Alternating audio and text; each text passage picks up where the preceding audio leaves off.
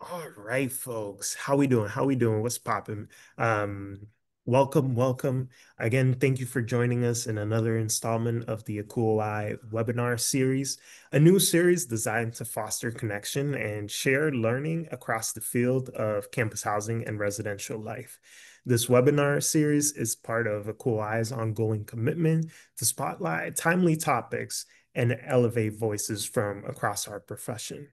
And we are so glad to have you joining us today. My name is Alexis. I use him as pronoun. I'm a resident hall director at the University of Connecticut, Go Huskies, and the chair for the Black Professional Network. And for those who may be new to ACUHO-I, we are the Association of College and University Housing Officers International, dedicated to advancing campus housing and residence life globally as well. And we're excited again to welcome you. All right, today's presentation is very timely, right? Again, as we see the job market, folks, persistence, strategy, and retention being more and more of a conversation. So during today's sessions, which is entitled Persistent Strategies, Tool for Navigating Today's Job Market, presented by Denaja Thomas, our director of the Placement Exchange. We'll discuss external forces influencing hiring in higher education, including practical tips on leveraging resources, cultivating persistent, and executing strategy approaches to enhancing your success in today's job market. This will be an interactive and engaging session, so we encourage you to participate. If you would like to unmute to speak, please use your Zoom hand using the reaction button that is at the lower part of your Zoom screen, and we'll give you permission to utilize your video and audio. You can also utilize the chat as well to engage and share your voice. If you have any questions that you would like to ask Denaja to address at the end, please utilize the Q&A function at the bottom of your screen as well. Your contribution are valued, and again, this is a shared learning space. As a final note, today's session is going to be recorded and will be available on the ACUHO-I YouTube page following the webinar. We'll also wrap it up today with a few announcements about upcoming um, opportunities as well. But again, I have to tell you a little bit more about our speaker today. Denaja Thomas is the director of the Placement Exchange. Denaja leads TPE in creating spaces and opportunities for student affairs as a profession to tap into the skills and resources needed to be forward-thinking and competitive in our practices to cultivate and sustain a diverse and robust workforce in student affairs and higher education. Without question, this is a big undertaking. She's confident that throughout listening to the needs of our job seekers and employers, crafting guidance, creating relevant content, and providing high quality, relevant events and experience. And it's something that last year's Campus Home Live, I attended a session where I really enjoyed the panel and how Denaja was able to facilitate that. So props, props, props. And I think we're gonna get a lot of gems. So if you have a notebook, a pen, paper, whichever way, please get ready. All right, floor is yours. Awesome. Thank you so much, AT, for that introduction. And thank you to the Black Professionals Network for the invitation to spend time with you all. I love that you gave me a brief and concise bio because I really want to spend the bulk of our time getting right to it. So, as it was said, pronouns are she, her, cis. Name is Denaja Pendergrass Thomas, and I am going into my fifth role as the director of the Placement Exchange. And this work has become near and dear to my heart.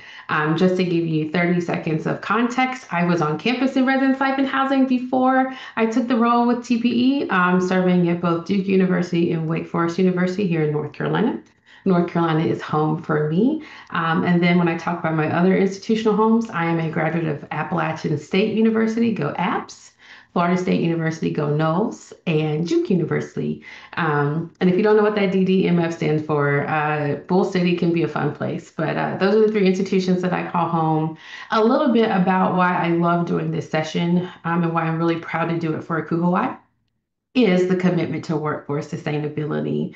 So if you are not familiar, about 3 years ago now, ACUHO-I started the project around future of the profession, and one piece of it is the sustainability of the workforce. And so I have been working with a group again for about 3 years to really hone in on how we talk about and address workforce sustainability. And so this guides everything that TPE does, even our saying yes to doing presentations like this. And so for your context, I hope you heard it said, but I really wanted to resonate for you. The goal of what we do at TPE, particularly through ACUHO-I, is to really work towards a workforce that is diverse, right? In experience and identity, in thought and in experience, a workforce that is fulfilled, healthy, and vibrant. That is lofty, but if you don't have lofty goals, right, then what are we doing? And so to do that, we acknowledge that there has to be certain factors in the work environment. We have to be committed to certain factors when it comes to community cultivation, and there has to be regular implementation of some things, right? We're talking about our pedagogies, our strategies, our training, and our development. It's one thing to say we want a sustainable workforce. This is a commitment to put the necessary factors in place for that to become a reality. And so a session like this is a perfect tee up for what we think is important is sustaining the workforce and supporting folk as job seekers throughout their journey. So, what are we going to do today? I'm going to ask you some questions about how do you think things are? I'm going to tell you how I perceive things, but I want to hear from you. How do you think the market looks? Then we're going to talk a little bit about free agency. To know me is to know that I use free agency as a way to talk about our employment landscape. And so we're going to talk about how to succeed in free agency, where you can draw help along the way, and then I'm going to share with you the 3 Ps. So, with that being said, let's try this one in the chat, if that's okay, host. If you were to tell someone about the current job market, if they were to say, hey, friend, how is the job market in the US? Feel free to put in the chat how you would describe that. How would you answer the question? How are things in the job market today? Denaja, as people are putting their thoughts in the chat, if you cannot see the chat, I'm not sure if you can see it in this format. You can? Okay, awesome. Well, I should clarify, I saw what ACUHO-I International posted, and I'm allowed to share. So I might have spoken too soon.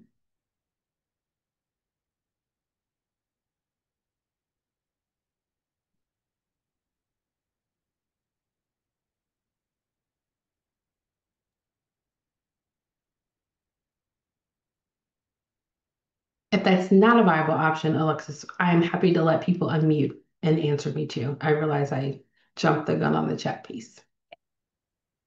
Think they're starting to come. Ah, You should be there you okay. go. Yeah. Perfect. All right. People say there's a lot of jobs, but there's a lot of people job searching who can't find those jobs. So there's a disconnect between employers and employees. All right. Thank you. And thank you for being brave enough to be the first person to put anything in the chat for us. I like it. I get it. I agree. I agree. Okay. All right. I'll give us about 30 seconds to see if anybody else wants to add something to the chat for how you would describe the job market today.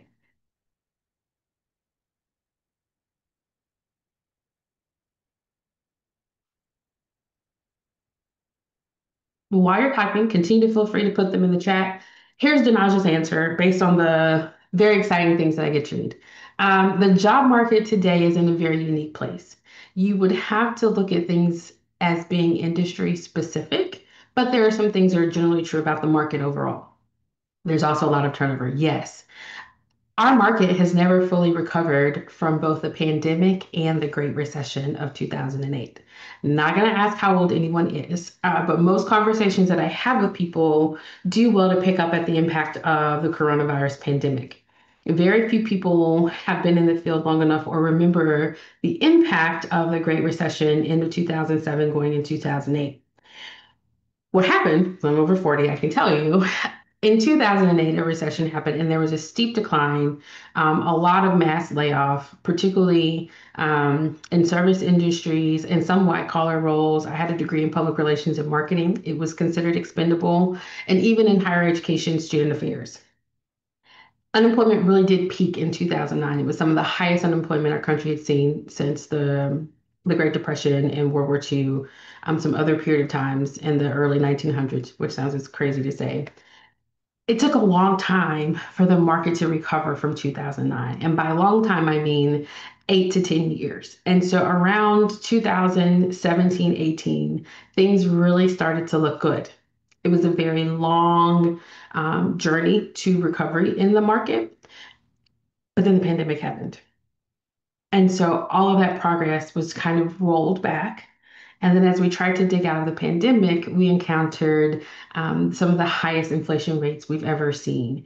And so what looks like a short 4 or 5 year impact on the market really is something that we need to go all the way back to late 2007, early 2008 to really fully understand.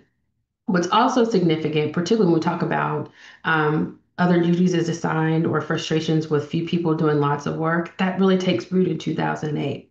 When that recession happened, a lot of companies laid off, and as things improved, they adjusted and pivoted roles, but they didn't necessarily add back to the workforce. So you have to consider that when we got to 2019, what was considered fully staffed was less staff than what we had in 2007 and 2008. So, at a deficit in 2019, the pandemic happens. We exacerbate that deficit by the impact of the coronavirus. On top of that, what they would call the conference of the value of the college degree has shifted. I think you all, if you look at NPR or Harvard Business Review or any employment market conversation, even LinkedIn, you're hearing people talk about, right? Do we really need the degree? And I say the degree because it could be the bachelor's degree, the master's degree, the doctoral degree. That determination or assessment of value of the degree is shifting in terms of value. Now, the data absolutely says it is better for social mobility to have a post K-12 degree, hands down. But that gap between wealth earned or financial gap is closing in between folks who have a degree post K-12 education and those who don't. Some of that is associated with student loan debt and managing the balance between income and debt and some other factors. But those are two things that I really want us to hold on to as we have this conversation, right? This labor, the amount of people in the workforce, the recovery of the workforce that really hasn't happened and has been deemed 3 times, right, by the Great Recession, the pandemic, and post-pandemic inflation. Now, here's question number two, right? So, what about the job market is unique to higher education? And this is where I think what Angela offered is true. There are a good bit of jobs, but there are also a good bit of people searching for jobs who can't seem to get hired or find those jobs. And so there is a disconnect. I like the word that you used in terms of disconnect. And yes, for some other factors, there is a result in higher turnover. Our market is still shaped by the political landscape. If you talk about how funding happens in higher education, the things that go to cover salary and functioning of our campuses, you have to consider the things that are happening with the Department of Education, the impact on TRIO programs, research, Pell Grants, and work study. We've got the End Woke Higher Education Act, the overall notion and view of care labor, which I could do a whole workshop on, about how we treat work that we gender. And care labor is typically female gendered. And so we assume that folk that do that work don't need to make as much money as other folk. And the impact of anti-DEI legislation leading to the removal of full departments, displacement of employees in units, all of those other factors have an impact on the market, right? Which jobs are available? Where are they available? How much money can they pay? A lot of people did not realize the impact of removal of NIH or research dollars would have on the campus overall. Like, oh, Johns Hopkins is a private institution. Well, they are now about to lose hundreds of millions of dollars. Duke University, Research One institution, things that have typically meant security from guaranteed public funding or government funding are now facing significant deficit because of the loss of those research dollars. That means people on campus are going to be furloughed or laid off in some of those instances. Add to that right? Enrollment projections and institutional stability. Reading some data, I read lots of data all the time, but from the National Research Center on Enrollment, right? There are about 4 million people who work in higher education. We also have to consider that over last year, there was at least one campus closing per month, which is small but significant. And every time a campus closes, you're talking about the average loss, right? Because some of them are small private schools, but you're talking about an average loss of 265 jobs and over $67 million a year in economic impact. So there are just some things around institutional stability that happen with our campuses closing because of enrollment shifts in decline. Also, the labor force and our economy in the US is also changing. And so there is a priority now in large scale conversation around, right? There are not going to be as many 18-year-olds in the US as there were before. In fact, they're saying by like 2039, there will be about 15% fewer 18-year-olds than in years past, really between 2024 and 2039. Of the ones that will graduate from high school, about 13% of those will decline in their enrollment in college. And so if you've heard people flippantly say enrollment cliff, this is what they're talking about, right? And it comes back to 2008. If you do the math, 25 minus 8, 17. It says that by 2025, we will start to see fewer 18-year-olds and fewer students enrolled in college. Well, what happened? The pandemic and the Great Recession. People stopped having children. People made other career changes. And so we have the impact of the Great Recession on the workforce then, the workforce now, but also the impact of the Great Recession on the capital, the number of people who will be present to attend our colleges and universities and ultimately participate in the workforce. And so add to that the retirement of the boomer generation and some other factors, you hear industry really hone in on the shortage of the workforce overall. And they are prioritizing what we would call skilled or craft labor. So we don't have welders, electricians, mechanics, health services, some of those other roles. And so higher education is going to have to find its place in the midst of a priority on some other skills. And so you're hearing lots of conversation around trade skills or certificates or apprenticeships, those sorts of experiences for students who will be coming out of high school. And so how are we going to navigate less college age students? And right, a drive to stretch fewer people across multiple industries when other industries may be prioritized as more important or necessary for us as a society. Capitalism is something else. So add to that this last factor, I want us to think about your campus climate. When we talk about the landscape of higher education, we also need to consider students' needs and wants. There's mental health support, there's the affordability of education, there's the prioritization of inclusion and cross-cultural engagement, there is the challenges of domestic and global unrest and conflicts and how that shows up on our campus, the need for civic engagement and social discourse, the priority of safety, the expectation of customer service. I just finished a robust conversation with some senior housing officers about balancing the expectation of customer service and the need to still be residential educators. And then, of course, the impact of technology. I say all of this to say because you are job seekers or you will be job seekers in this context. It's not just job seeking out of nowhere. So campuses are looking for people who can meet the needs and wants of our students. So you're going to have to look at your portfolio and go, where's my skill set? Where am I valuable? Where am I an asset to a campus when it comes to meeting the needs and wants of students? What am I looking for in terms of opportunity and access when we know that a campus is closing, one a month at minimum? And so if I am confined to a certain area, if I've always wanted to work at small liberal arts schools, if I'm looking for R1 schools, all of these external factors shape the landscape in which you are and will be job seekers. And so, yes, to Angela's point, I keep coming back to it because it's a really good one, right? There are jobs, and people looking for jobs are not finding them. And so the question becomes what jobs are available? what are people looking for and what are the requirements for those jobs and compared to the skill set experiences and assets that people have to bring to the table, which is why I love the topic of free agency. So, for what it's worth, my first master's was in sport management. So, I do use a lot of sport analogies because I found they're very neutral. And most people can catch them pretty quickly. So, we're going to use free agency as our analogy today. Free agency is when a professional athlete can choose the team they want to play for versus being told, right, you got to go here, you got to do it. They can choose. They can sit down and have that conversation and engage in negotiation about where they're going to go. And so a free agent is the player who is free to negotiate their contract with any team. Why do I say that? That's our landscape. As job seekers, you are an individual who has a certain level of competence, experience, self determination, and value who is seeking a match in your employment with an employer for work, experience, development, and compensation. And the same way, the employer becomes an entity who has the job opportunity. So they know the responsibilities, they've got the professional resources, and they have the assets available to recruit, hire, and keep candidates. So this means in this model, as a candidate, you have what you have. Like your skills are your skills, your experience is your experience, the employers are who they are, and everybody is seeking, right, a package that meets your expectations. And employers are seeking a hire with a package that can meet their expectations.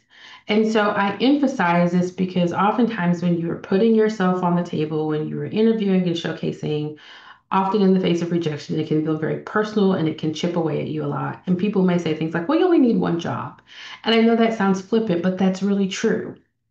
Free agency means I'm going to sit down with the ACUHO-I and I'm going to tell them who I am and what I have to offer.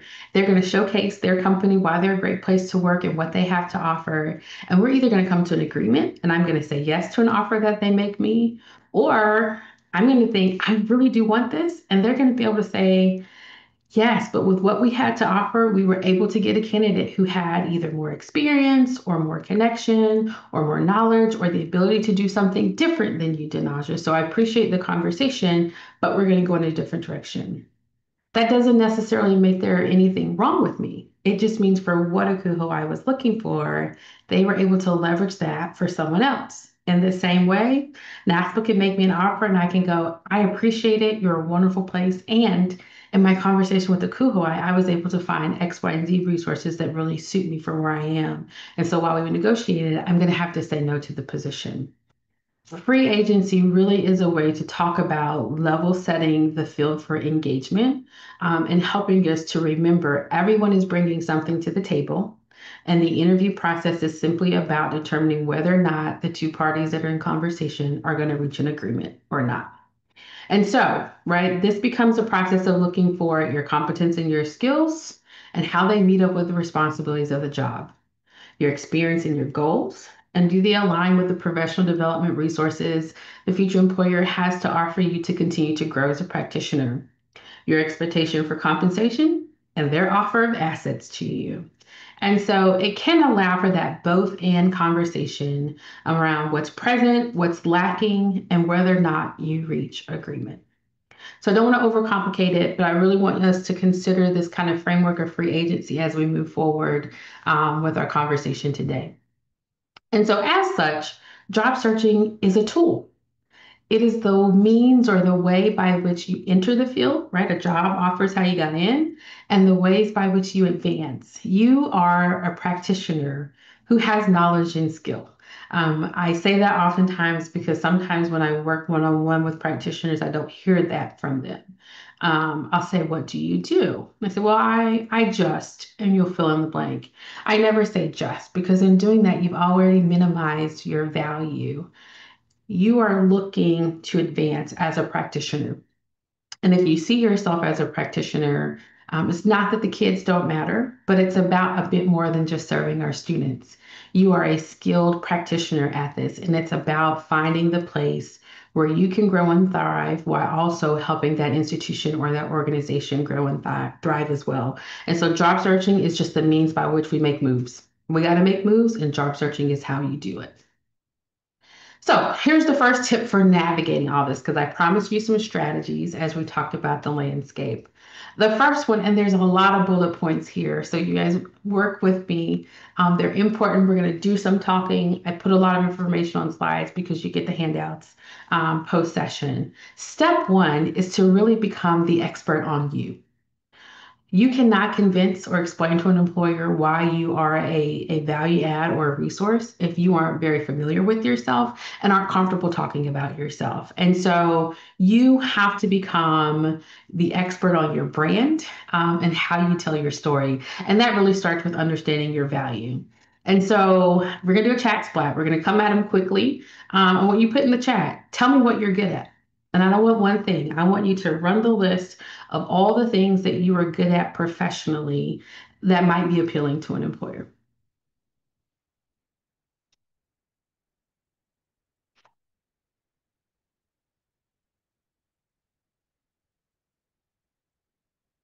Crisis management, love it. Technical skill, wonderful.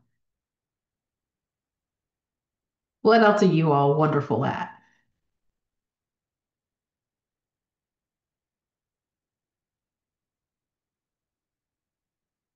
Communication, relationship building, okay?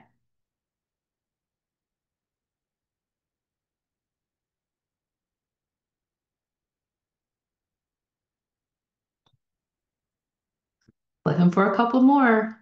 There we go. Budgeting and programming, building a strong sense of community and belonging. Yes, give me some more. Creative problem solving, integrating technology across generations. You, my friend, have a purple unicorn skill. Yes, dialogue facilitation, right? We talked about cross-cultural competence and civic discourse. Yes, for dialogue facilitation. What else?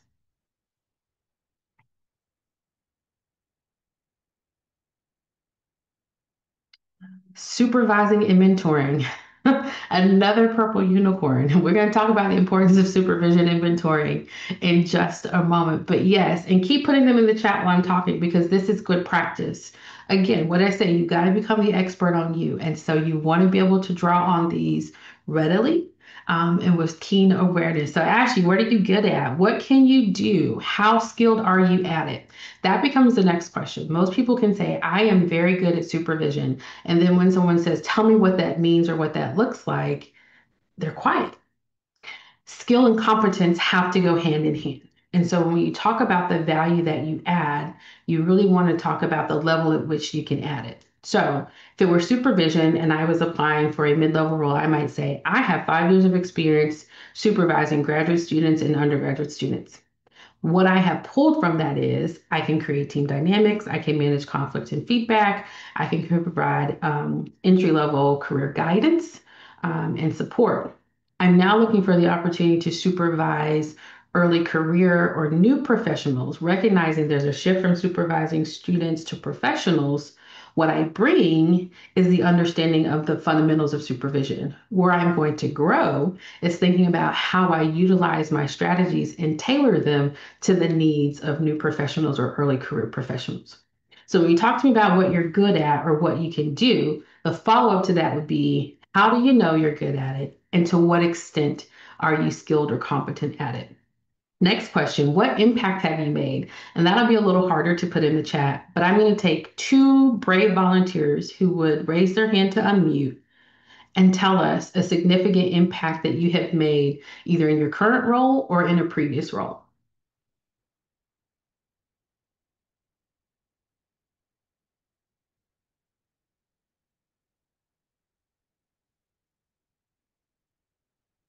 All right, I got one hand up. Thank you, Monique. Hi. Hmm. Hi. So, one impact that I made this past year, well, it was kind of like over these past 3 years, because I've been working at my institution for 3 years. My first year, I realized that we had a really bad, not bad, but big problem with our students hanging their wetsuits outside of their window, and we don't have patios in this area. They're just like window banisters, so the students will have to take the window screen off and then hang the wetsuit outside. And both of those were our policy violations. And so the first, Mm-hmm. I just noticed like, wow, this is wild. Where is this coming from? And do they not know? It was just like a lot of questions. My second, Mm-hmm. I just started to take inventory, like, okay, do they know that that they're not supposed to do this? And where Mm-hmm. the idea that they can do this? And so I just kind of sent out a survey to my students just to get a better understanding. Then I took that information and I asked them, sent out another one and was like, okay, if we had some sort of wetsuit drying station, would you use it and how often would you use it? Do you think this is something that we need? And so with that data, I asked our leadership, like, hey, is this something we can do? And of course, when you have the idea, you need to be prepared to do it. And so I learned that lesson doing that. But Yes. I ended up kind of like just asking our facilities team, like, hey, is there a space somewhere out here that we can create this? We had a bike, it's like a building, it's like a station. It's where our bus Mm-hmm. stop is. It's like open air, but it has bars on the windows. It was a perfect place. So long story short, I pretty much put that together myself, like bought all of the materials, put it all together, and our numbers shot down. Like it was as if it was like, oh, that's all we needed was just to provide a place for them to do this, and we answered the question. So it helped me and my co with our numbers to get our policy violation numbers down.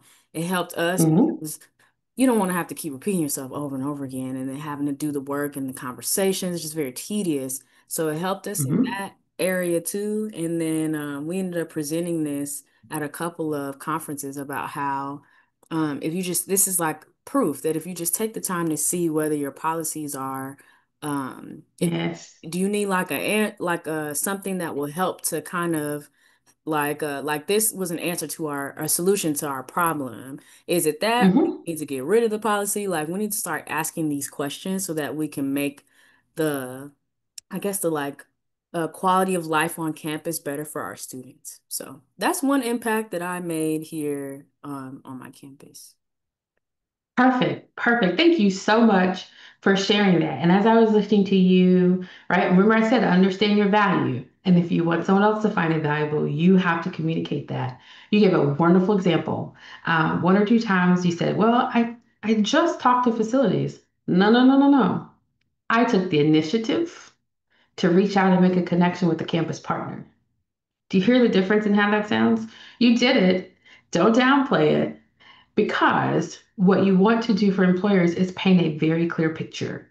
You don't want to leave open for them to have to gap fill anything that you can make clear. And I know we're talking casually. I asked you a question on the spot. You answered perfectly, but for everyone, I want you to really kind of rehearse your stories and your examples because when you talk about them, people feed into your energy. And if you downplay it, they'll downplay it. I don't downplay anything I do because I need everyone to know, right? I used my brain, I used my resources, I got you data, I collaborated, and there's all of those skill sets are an asset to you and to your team. And so I want you to know I have them, I know how to use them, and let me show you how I can leverage them for your benefit. So perfect. Thank you for letting me put you on the spot and for giving us a really, really good example to go with.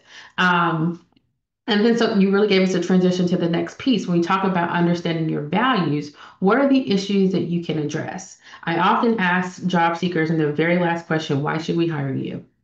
And they used to get very uncomfortable. I'm like, I've answered all the other questions. I feel like you should know. And some of that is true, but oftentimes I'm really just looking for a candidate's confidence. And it took me two or three jobs in before I really got confident to say, because I can meet the need that you have. You're looking for a strong supervisor, and I can supervise. Or whatever the assessment is of that employer that you are interviewing with, get to know what their needs are and how you can address them, whether it's on that student need and want list, if it's around institutional need and want. I know how to work with a tight budget. I'm familiar with change management. The landscape looks like this, and I know everyone is trying to figure out strategies for balancing customer service and student need. I've got a repertoire of experience doing that, and I would love the opportunity to do that on your campus and with your team. So after you assess your own performance and have a good awareness of it, start to research the market across the board and as it pertains to the institutions or organizations that you are looking to work with. The next piece is determine your worth. And there are two bullet points here. The first is, what is the market rate for your portfolio? And this is from being on the hiring manager side. When you talk to HR and we are trying to recommend salaries for roles, they want to know, have you done a market analysis? What does this role make at other institutions like ours, in cities like ours, with the experience and the skills that you had put in the position description? And employers are really working with HR to find agreement. I want job seekers to start to do the same, particularly when you get to the point of negotiation. I can want $75,000, $80,000 for a role, but if it's a small Midwest school, cost of living is X, Y, and Z. The person that I would be reporting to me makes 45. The person that I would be reporting to makes 85. I don't know that I'm going to get the 78 or the 80. I might get a strong 65 or a 66, 500 because that salary and that location and that pipeline gives me the same quality of life experience as someone at a different price point in a larger market city. So that's going to take some research, but it's really going to become important to have a healthy idea of the market rate for the portfolio of skills and experiences that you have. Are you at it? Are you above it?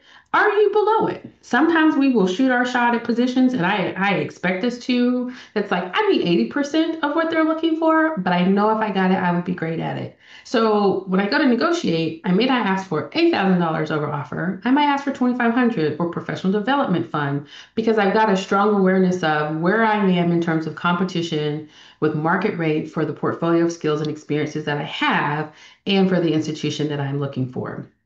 In the same way, right, when you get ready to negotiate, you have really got to be able to hone in on what makes you different from every other applicant and why does that matter? I always tell people when I'm working with job seekers, I say, tell me about the Crystal Way.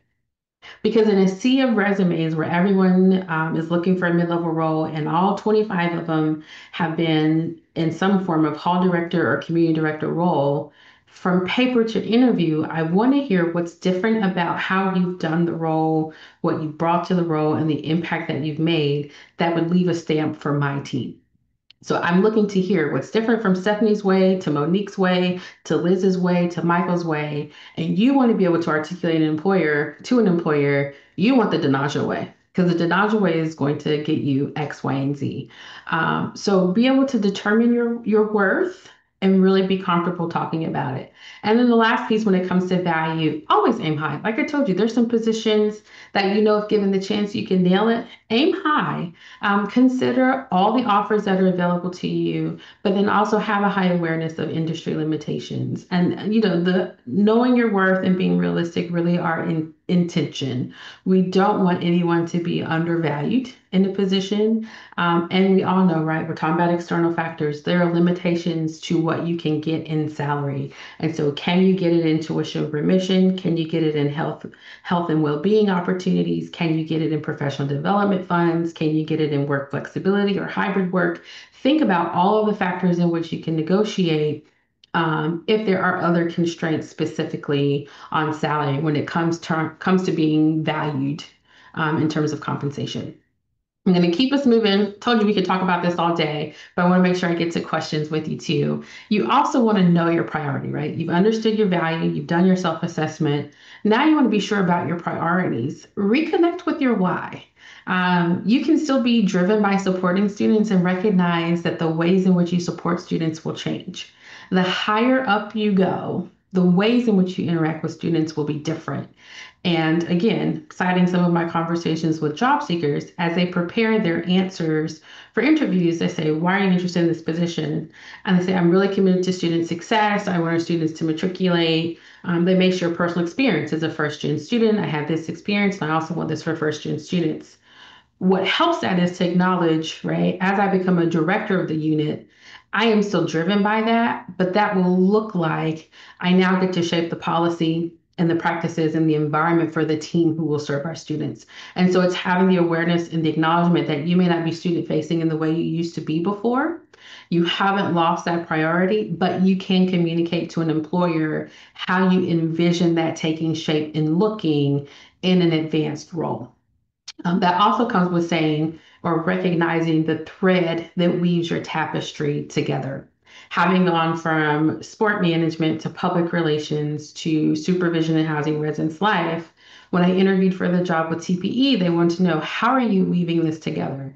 I said, well, it's always been about development, right? Whether I was developing undergraduate students, whether I was working with student athletes, whether I was working with RAs and grads. Now I take that same set of skills and I work with full-time job seekers to help them on their career journey. So I have always been walking alongside people, pulling the same skills and resources, but the ways in which I do it now look different.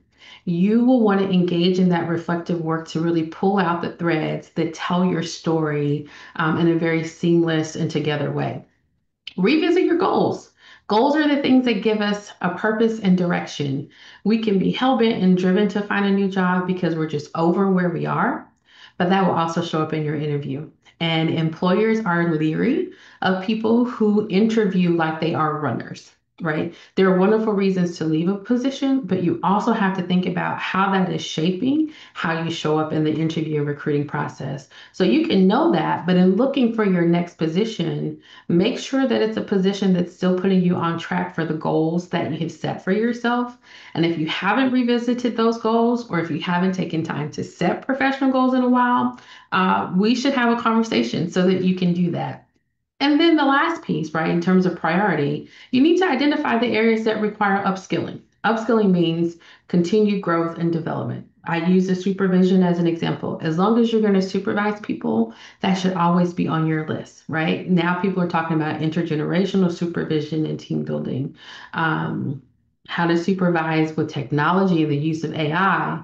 There are certain areas that we should always be stretching and growing in, and you want to have an awareness of what those areas are for two reasons. So you can chart your own professional development plan, but you also want to choose positions that by their design will help you continue to cultivate and develop those skills. Number three, you got to do your research on potential teams. We usually jump right in and looking at positions and what that means, but it's usually not the details of the positions that cause us to leave roles. It's the other dynamics. And so when we say do your research, I really mean researching the institution and the departments that you might be considering before you even say yes to a job. What are the needs of that team? Can you pull some of that from the position description? Where you don't have clarity, those should be the questions that you start to ask employers as a part of the interview question, as a part of the interview process, right? So again, what are the needs? What is the culture? And what are the dynamics? The list could be longer, but I think these are three good areas to focus on. Because again, right, how can I help you meet the needs that you have, whether it's my technical skills or my characteristics, or even the role that I play in group dynamics? You want to be able to speak to those things often and in clear and concise ways. What is the culture? Culture and dynamics are very different. The culture really are the shared values and beliefs and norms, right? We talk about that when it comes to intersecting identity. It's no different than being on a team. They may not be discussed, but people function under them. And so, how do people work individually and together? We typically say, what does collaboration look like? But really ask what it is you want to know. How are people allowed to work on their own? And how do they work when they work together? Listen and observe for the ways of who leads, who influences, and who follows. That has nothing to do with title and positionality. That has to do with observation and particularly and possibly asking, depending on the setting that you're in, who and what defines success and who and what is rewarded and celebrated. Those things impact work satisfaction more than we typically talk about. Different from that is what are the dynamics of the team, their patterns of interaction and managing their relationships. How do people resolve conflict? How do people give and receive feedback? Tell me about your communication channels. How is timely information shared? What's the expectation on chats, emails, and text responses? Trust building. What is the expectation of trust? How is trust cultivated? How do we work towards goals? Is there shared ownership or goals given and we kind of align ourselves with the vision? Is there buy-in? Tell me a little bit more about how everyone takes ownership in the goals. Mutuality and psychological safety on the job, and then that balance between interdependence and collaboration. So research that when you are going through the process of looking for potential positions. And then this is the part that I love and would love to spend the most of my time on is showcasing your strength. I tell people get really good at the art of storytelling. That is how you demonstrate what you want employers to get, right? So say, can you pick up what I'm putting down? So showcase your technical skill. Be ready to talk about how your experience and your skill set and your competence will contribute to that employer's future success. Again, Monique gave a great example of what she did. As an employer, if I were listening, I would have heard, right? She made observation, she did some assessment, she got some data, she reached out to other people, she took initiative. I like it. I enjoy it even better when a candidate can say, so what I gather from this is I actually feel really comfortable pulling assessment or collaborating or reaching out or asking questions when I'm not sure. You've gotten the technical skill, but I now have started to hear some of the characteristics and some of the personality from the person who is interviewing in front of me. Number two, demonstrate appropriate fit. Fit is a dangerous word, but it is an appropriate word in this conversation. And so I like to guide how we talk about fit. When I say fit, I mean how will the way you work and engage align with the culture and the dynamics of that future employer. So when you're listening to people talk about their culture and their dynamics, you should be engaging in some reflection about yourself. I like a lot of autonomy and a lot of agency and not a whole lot of group work. I know that about myself at this age. And so when I'm listening, right, people say, we work together all the time. We have about 5 or 6 collaborative meetings a week and we do this. I'm going, that might not be for me. That's a lot of we work. I like a lot of me work. But you can't make that reflection or make that assessment if you haven't done the initial work with reflecting about yourself. But in doing so, you really are looking for how will the way you do work and engage align. And then that last piece, this is the other part that could be a workshop.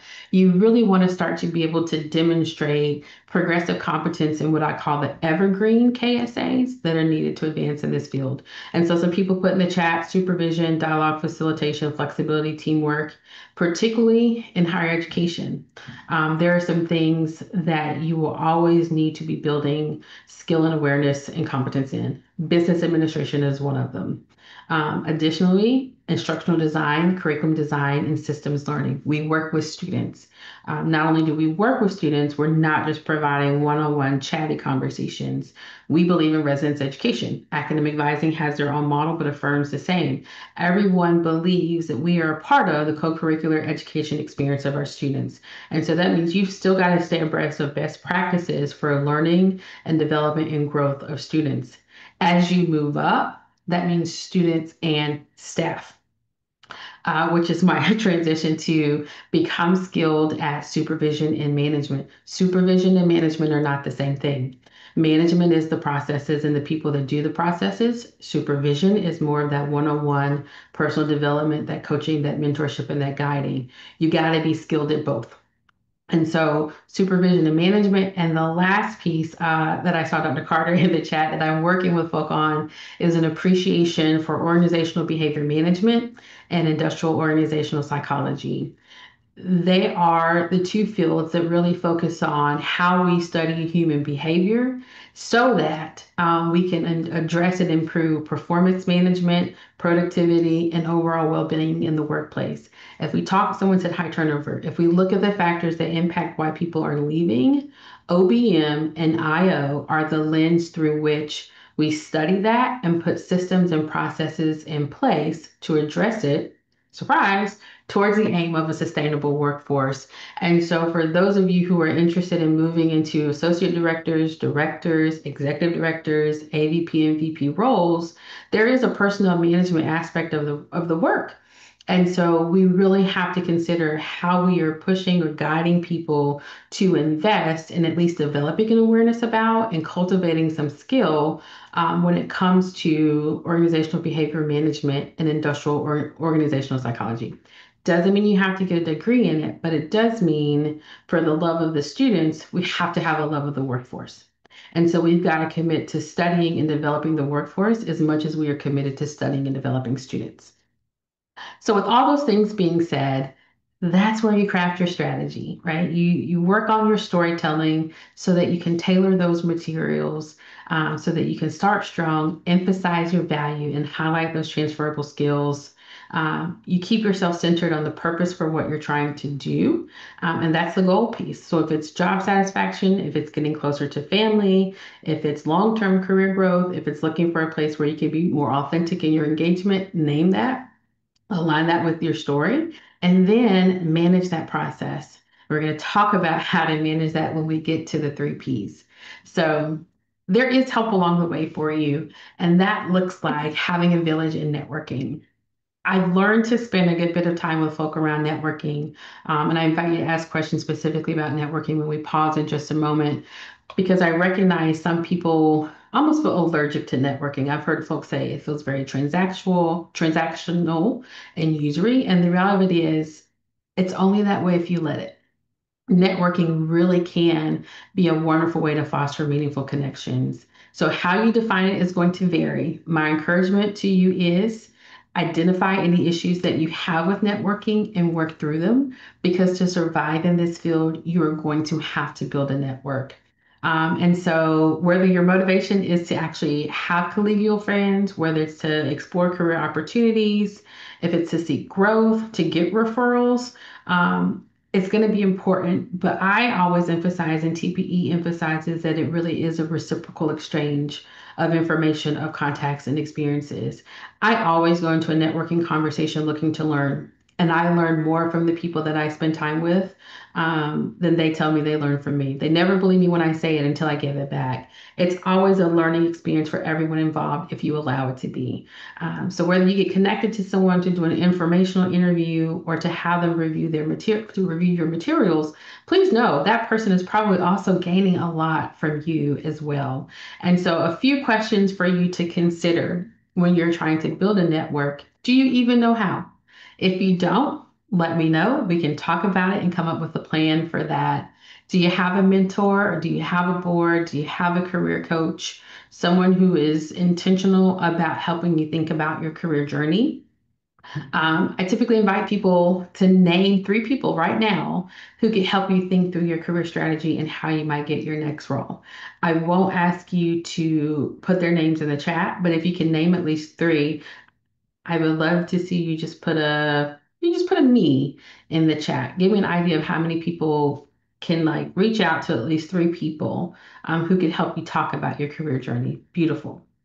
Beautiful. And if you can't, there's no pressure. This makes me happy to see. That lets me know our field is still in good shape. If you can't put a me in the chat, there's some TPE information on the last slide. Let me know. And I really will set some time to talk with you about how we can get that going for you. In the same way, do you have at least 2 people who can review your application materials and give you some meaningful feedback? Who sends you professional opportunities? People in my circle know I am constantly thinking about things we've said in conversation over meals or over just catching up, so that when a position comes across, I can say, hey, you came to mind when I saw this position. You should take a look at it. Let me know if you want to apply, and I'll be happy to help you. People that I have worked with in coaching from years ago, if I know they're still searching, I will still do that. And so it's not usury. It's just having people know that there's some things on your mind, so that when they come across them, you come to their mind as a person to send those opportunities to. And then last but certainly not least, who are your references? Be very intentional about who you ask to be a reference. The things that I ask people to consider when they tell me they have their references, I say, does your reference have a strong understanding of your value proposition? Meaning, when they talk to someone about you, are they going to talk to you about a way in which they can emphasize the Alexis way, or the AT way, or the Liz way? Do they have an understanding of your priorities, so that when they're also talking to an employer and they're sharing, they can come back and say, hey, I know you really like this job, you're going to be good at it, but here's what I know. 2 or 3 people are probably going to leave soon. Are you really in a place, right, to step into a supervisor on a team that's already going to have a deficit when you get started?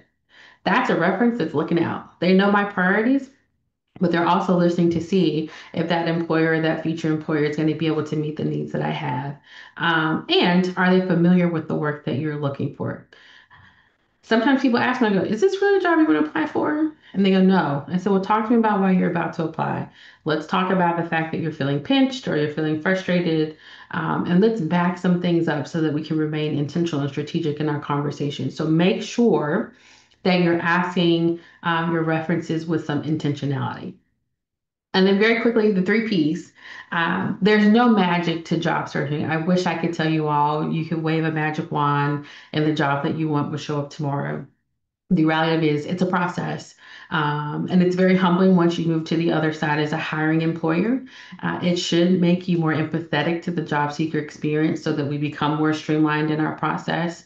But have some patience, right? If we know that the nature of the field is teams are already understaffed and resources are already short, yes, processes take much longer than they should, but that means people are probably trying to be on a search committee while also doing one and a half jobs and a couple of other things. And so coordinating those schedules to do one or two rounds of interviews takes time. Managing multiple candidates takes time.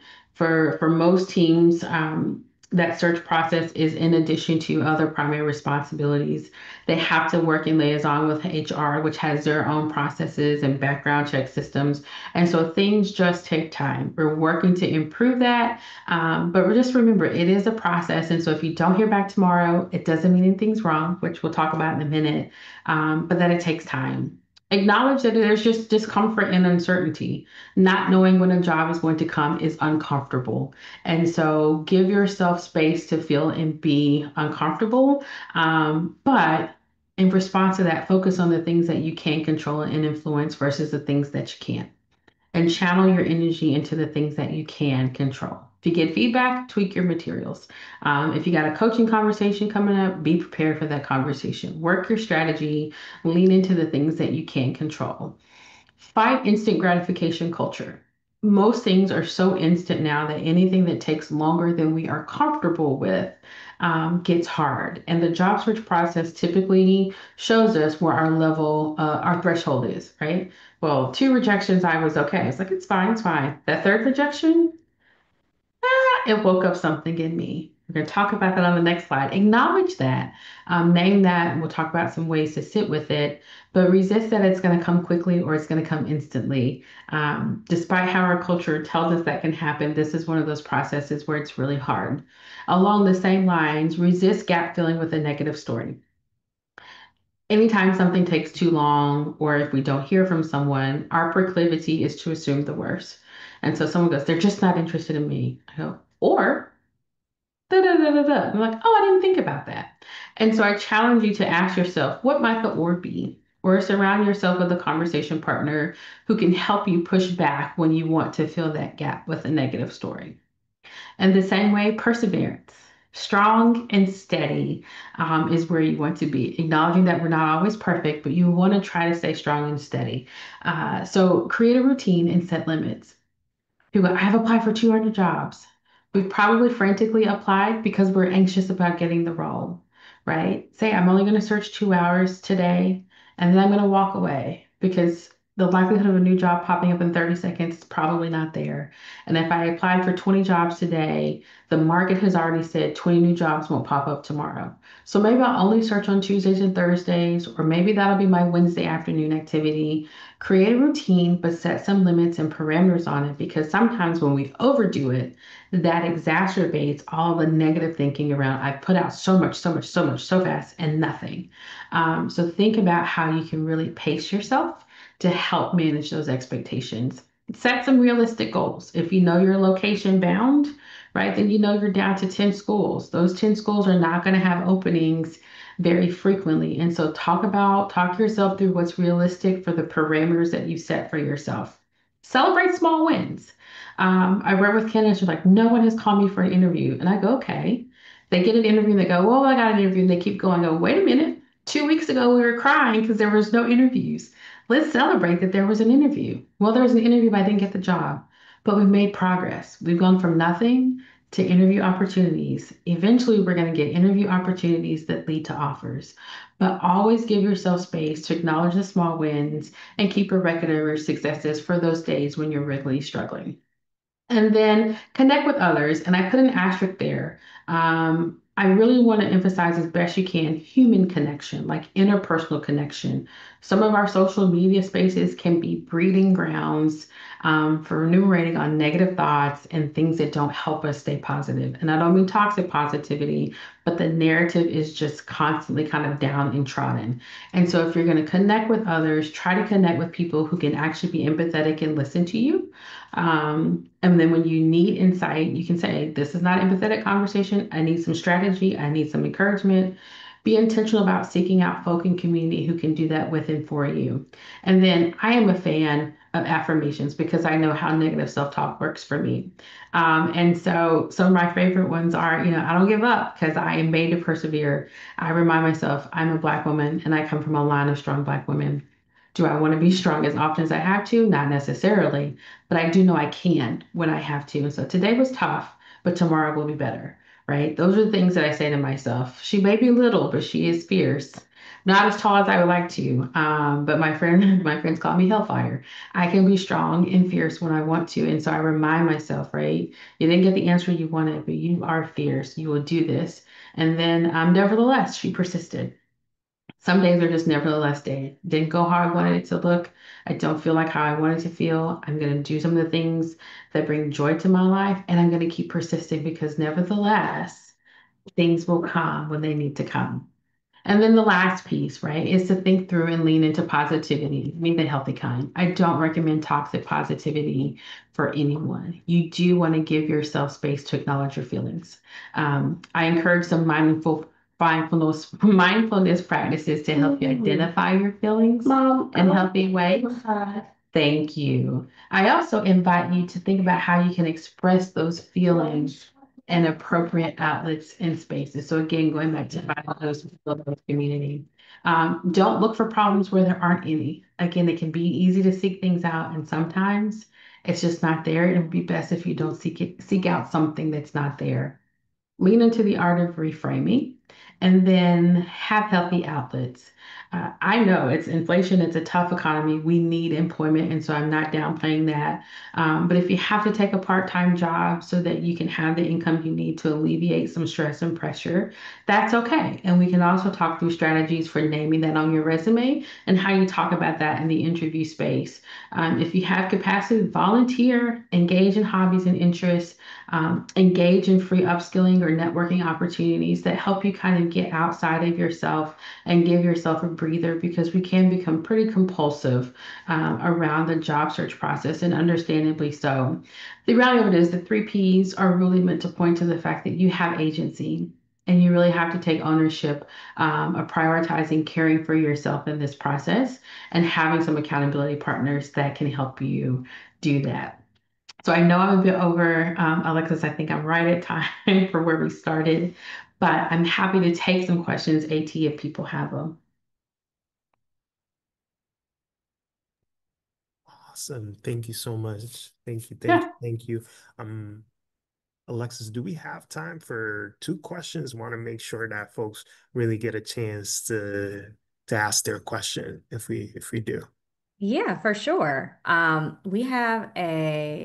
Yes, we have time for questions. Chat or if folks want to unmute. Keep going.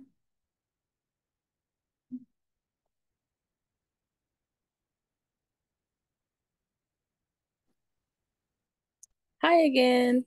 Um, I am thinking about if doing the placement exchange would be what I would help me in like this whole job search. I have 1 year left in this job, and last year is meant for job searching. So I've never done it because I was told in grad school that the placement exchange is meant for it well not meant, but like basically it's like a whole bunch of schools from across the country come all to one place, and it's like the perfect setup if you're just trying to find something that's a good fit and you just can't touch on everybody in one space.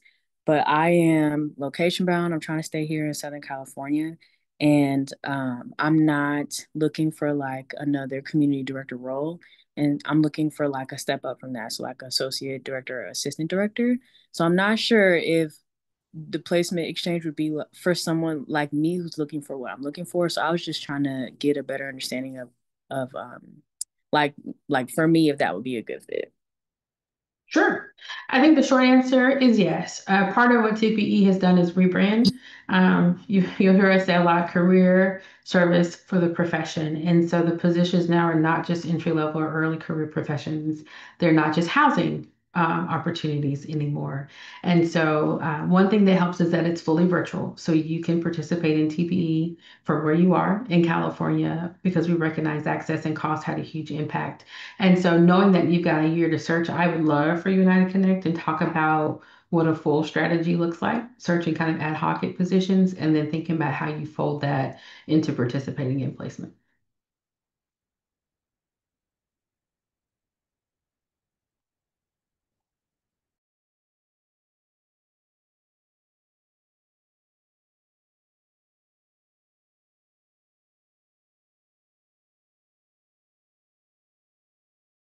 Right.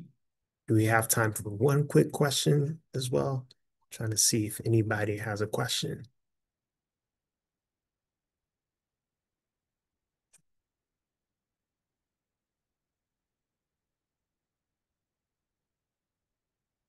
Right. Awesome. Seeing no question, I want to say thank you, thank you, thank you, Denaja, for all your gems that you share with us today. Um, you talked about affirmations as well, and I just want to say, like, we are sometimes as professionals, we use the word just. I just did this.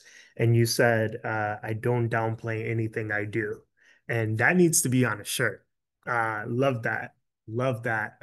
And that is something that we should take away from this presentation, looking awareness of self and understanding our worth, as well as understanding patience with the process and being able to fill all our pockets of life while still engaging in the job search. So thank you, thank you, thank you. We truly appreciate your insights and this engaging discussion as well. Before we close, we have a few announcements as well. ACUHO-I will be hosting several webinars in June and July as well. Our next session is actually tomorrow, June 18th at 1 p.m. Eastern, and will focus on understanding the impact of immigration policies on non-citizen student and employees. In addition to that, the Black Professional Network has several exciting events and initiatives coming up. We'll be at Campus Home Live, so we're excited to be there and share with y'all some of the initiatives that we have pre-conference. We are presenting, and we have also a roundtable and a couple of affinity socials as well to go with it. So we're really excited to be at Campus Home Live with you. As well as in July, we have several events, and Alexis has put it in the chat as well. So please check them out as you go. Um, be sure to also check your email and visit the ACUHO-I website for more details and registration links, and we would love to see you. On behalf of the ACUHO-I and the Black Professional Network, thank you again for joining us today. And please, on your way out, please show love to Denaja in this presentation. All right? Appreciate y'all.